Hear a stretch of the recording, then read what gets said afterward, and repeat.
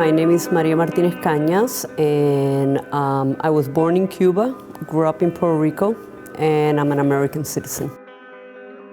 The series is called Duplicity as Identity, and it's the idea that we have, when is it that we have multiple selves in a way, and depending sometimes of who are we talking to, we change, and we are a different person. When is it that we are really ourselves, truly 100%, and do anybody really know us 100%?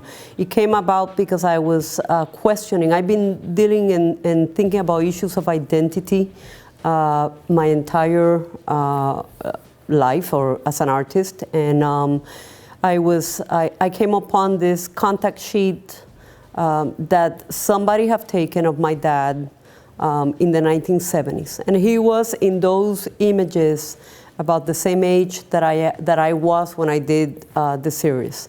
So I decided to see if I could recreate that contact sheet. It had been taken with a medium format camera. The images were in film, and I decided that I wanted to also take the images of myself in film, and that to me was important because I wanted the same quality of imagery as the one that my dad had.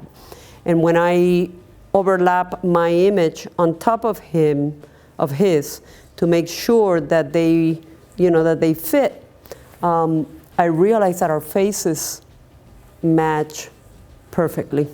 I didn't have to scale, transform anything. And I knew that I looked like him, but I never noticed how much.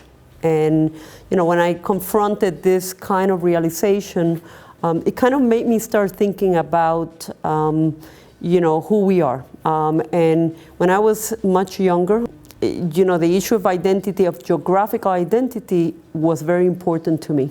Knowing where I come from, who I am, and what makes me who I am.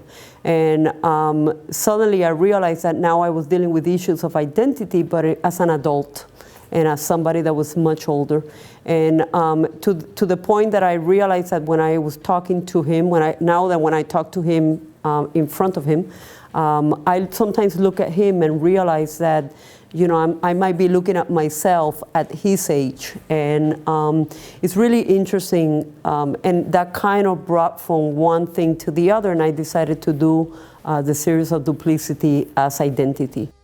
The using of the medium as a way to understanding yourself, I think that is something that I have done always. Sometimes I say that I am, sometimes my work is reaction to the things that happen in my life.